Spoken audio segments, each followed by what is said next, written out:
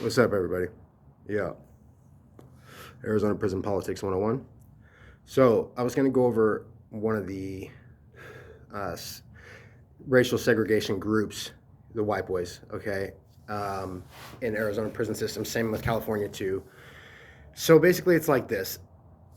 If you're a white boy and you get arrested out here and you get locked up, as soon as you hit the county jail, and especially once you get to a prison yard, you're probably a wood, and you'll know if you're not a wood.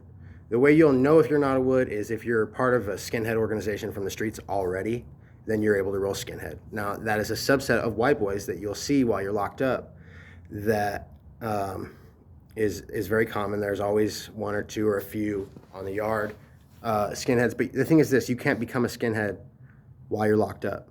You might, depending on if you're associating with these dudes, you might be indoctrinated into some of their ideologies and things like that, but you cannot start running a skinhead while you're locked up. It has to be something that you're a part of already. Now, the difference there is this: they police their own. So basically, like any white boy policies that are in effect are not necessarily the same for skinheads. Like actually most yards I've been on, skinheads are not supposed to get high in Arizona. Now in California, I know a lot of the skinhead organizations do get high. So when the Cali skinheads show up out here on the yard and the Arizona skinheads are trying to push their politics like, hey, oh, skinheads don't get high here, sometimes that causes friction. And usually the Cali dudes are allowed to do their own thing. But generally, as a rule of thumb out here, skinheads are not allowed to get high. Another thing, like a good example is this: white boy stores. If you're a white boy and you run a store, you're 2 for 1 and you 2 for 3 and shit out to people. At a certain point, when your profits reach a certain level, you're going to have to pay yard tax, which is typically 25% of your profit is going to go as a yard tax. The skinheads are not, it's not applicable to them. Skinheads are not required to pay a yard tax. So, for example, one time I had a buddy of mine who was a skinhead who ran a store for his friend who's a white boy, but just called it the skinhead store. Said, hey, this is my store. That way they could circumvent having to pay yard taxes on this white boy putting his money up, So it's little loopholes like that. They will discipline their own. If a skinhead gets into a bunch of trouble, runs up a bunch of debt, then the skinheads will discipline their own dude. He will not be disciplined by the woods. Now, everybody else is a wood. Now, you can't just roll independent like a lot of these dudes do out there on the East Coast. I understand out there that's a thing, but out here it's just not an option. That's not an option for you. So, I get it out there how people remain unaffiliated, but here, regardless of what race you are, you will fit into one of those 5 categories that I discussed before. Either the woods, like I said, the skinheads are a subgroup, the Chicanos, the Paisas, the blacks, or the chiefs. Now each of those has their own subsets. And another subset within the white boys is the Asatru community, which is this. A lot of skinheads are Asatru, a lot. But not all Asatrus are skinheads. And that's where there's a common misconception. Like, people think that if they see somebody wearing a hammer, that means that they're a skinhead. It does not. Like, for example, I showed you guys before in the last video, this is my hammer that I wore on the yard that I was given by my brothers. This is another hammer of mine from the streets. And I practice Asatru both of my prison bids, and a lot of those dudes are skinheads, but not all Asatrus are skinheads. I'm not a skinhead. I'm not affiliated with any skinhead organization. I don't practice racial hatred ideology or anything like that. I'm just proud of the heritage, that I do have. I try to preserve the culture that I come from. Let's put it that way. That's all. And so basically what Asatru is another name for it is Odinism.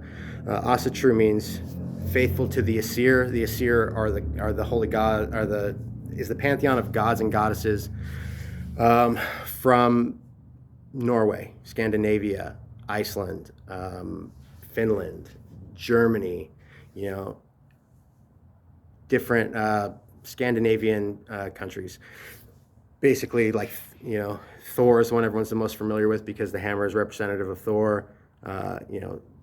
clearly, yeah, now that's a comic, and people are like, oh, you worship a comic. That's not what it is. It was a god before it was a comic, and the gods are representative of archetypes. Like, you know, just because somebody is praying to Thor for strength does not mean that they think that Thor is a physical being. You know, Thor is an archetype or a way of thought. It's just a way. It's a way of providing strength. The same as how someone prays to Jesus for strength. You know, it's just it's a spin on the same thing that, you know, is already common. It's just spun a different way. A lot of the stories, you know, are even the same as Bible stories. So it gets a bad rap, and a lot of people think that since they lump in anyone that's wearing a hammer as a skinhead, they think that automatically you're a racist. And I want to let you know that that's not the case. You know, I'm not a skinhead, but I wore a hammer, and a lot of people don't understand the difference. So that's why I'm trying to break it down for you. You know, but like I said, so there's the woods, the Pecker Woods, which is 99.9% of the Caucasians, okay, and then there's the skinheads here, and then the Asatru community overlaps those two circles. So there are members of the Asatru group, okay, that are not members of one or the other. And it's kind of really the only example of that, as for the whites at least. Yeah, so that's that. You know, the skinheads pretty much have already been skinheads when they touch down, and that's the only way you can roll skinhead. You know, or like, say, for example, if I wanted to, I could have gotten out of prison last time and then gotten in touch with some of the people that my skinhead brothers were affiliated with, you know, on the streets, and I could pick up being a skinhead if I wanted to. Like I said before, that's not something I'm interested in doing, but you can't become a skinhead while you're incarcerated, and that's the point that I'm trying to stress. A lot of people don't know that, and a lot of people just don't know the difference when they see someone wearing a hammer, or if they see runes. A lot of times, some of these things are used by multiple groups too. You know, like for example, the swastika is a prime example, just because everyone's familiar with it, where, you know, because one group adapted it to mean a certain thing, now it has taken on a slanted meaning in the eyes of the public as a whole, you know?